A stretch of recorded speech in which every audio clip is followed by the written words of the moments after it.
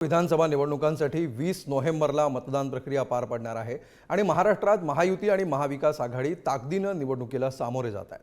दरम्यान निवडणुकीनंतर कोण मुख्यमंत्री होईल याबाबत महाराष्ट्रातल्या जनतेला उत्सुकता आहे। अशातच केंद्रीय गृहमंत्री अमित शहा यांनी महायुतीच्या मुख्यमंत्री पदाच्या उमेदवाराबाबत भाष्य केलंय। बघूया या संदर्भातला स्पेशल रिपोर्ट।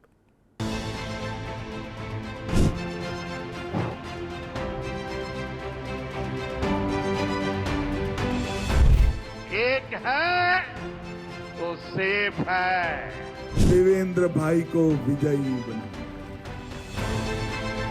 महाराष्ट्रातील विधानसभेच्या रणांगणात मोदी शहा यांची एकाच वेळी एंट्री झाली आहे। पश्चिम महाराष्ट्रात केंद्रीय गृहमंत्री अमित शहा यांच्या 4 सभांचा धुरळा उडाला।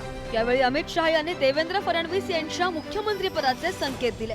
जहां जहां गया, विदर्भ गया, मुंबई गया, कोंकण गया, कोल्हापुर गया, उत्तर महाराष्ट्र जलगांव गया, जहां गया वहां एक ही बात है, महायुति की सरकार बनानी है, देवेंद्र भाई को विजयी बनाना है।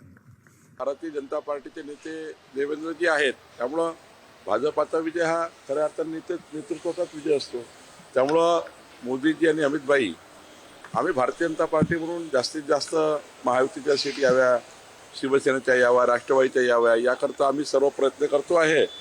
यामध्ये भारतीय जनता पार्टीचे नेते माननीय देवेंद्रजी आहेत, त्यामुळं मला असं वाटतं या गोष्टीला अदरवाईज घेऊ नये, महायुतीचं सरकार यावं असं अमित भाईंनी म्हटलं आहे। पंतप्रधान नरेंद्र मोदींनी धुळ्यातील सभेतून महायुतीसाठी रणशिंग फुंकलं। काँग्रेस एका जातीला दुसऱ्या जातीशी लढवण्याचा खतरनाक खेळ खेळत आहेत असा आरोप करत मोदींनी एक है तो सेफ है असा नारा दिलाय। साथियों, कांग्रेस के रहते ओबीसी कभी इतना एकजुट नहीं हो पाया।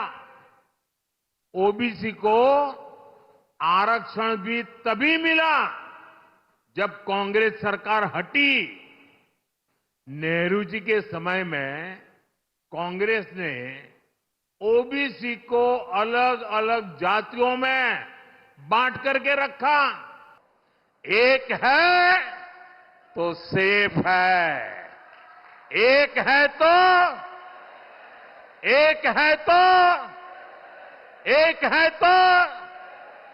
हमें एकजुट रहकर कांग्रेस के खतरनाक खेल को नाकाम करना है और विकास के रास्ते पर आगे बढ़ते रहना है। लोकसभा निवडणुकीमध्ये यंदा कांदा उत्पादकांच्या नाराजीचा मोठा फटका भाजपला बसला होता। हाच धागा पकडत मोदींनी नाशिकच्या सभेत कांदा उत्पादकांना गोंजारलं। किसान सन्मान योजनेचा निधी 12,000हून 15,000 करण्याची घोषणाही केली। मैं यहाँ के प्याज किसानों की भावनाएं भी समझता हूं, इसलिए प्याज के निर्यात में सहूलियत के लिए नीतियों में बदलाव किया गया है। जब महाराष्ट्र में फिर हमारी सरकार बनेगी तो ये 12,000 रुपये की मदद बढ़कर 15,000 रुपये हो जाएगी। मोदीजींनी सांगितलं होतं की मी शेतकऱ्यांच्या उत्पन्नाचं काय माल आहे त्याचं उत्पन्न मी दुप्पट करून दाखवेन। एका तरी शेतकऱ्याने मला हात वर करून सांगायचं की मोदीजींनी माझं जे उत्पन्न आहे ते दुप्पट केलं, मी इथल्या इथे निवडणुकीतून माघार घेतो। मला एक तरी शेतकऱ्यांनी हात वर करून दाखवायचं। सांगलीतील सभेतून अमित शहा यांनी शिवाजी महाराज यांच्या बाबत केलेल्या वक्तव्यानंतर वाद होण्याची शक्यता आहे। समर्थ रामदास यांनी गुलामीच्या काळात महाराष्ट्रातील युवकांना एकत्र करून शिवाजी महाराजांना पाठिंबा देण्याचं काम केलं असं विधान अमित शहांनी केलंय। यावरून माजी खासदार संभाजीराजे छत्रपती यांनी संताप व्यक्त केलाय। भाइयों बहनों, समर्थ रामदास के चरण जहां पड़े यह ये भूमि है।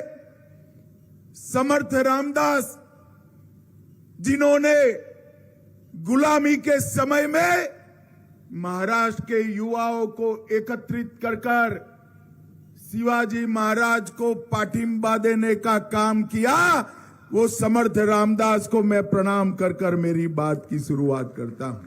छत्रपती शिवाजी महाराज आणि संत रामदास ना तुम्ही जर जोडलं, किंवा अनेकदा कोणती त्यांना गुरु बनते, तसं होऊ शकत नाही, कदापि होणार नाही। शिवाजी महाराजांना एकच आदर्श किंवा शिवाजी महाराज एकच गुरु ते आहेत जिजाऊ मासे आणि म्हणून त्यांचं महत्त्व असेल तर त्या ठिकाणी असावं.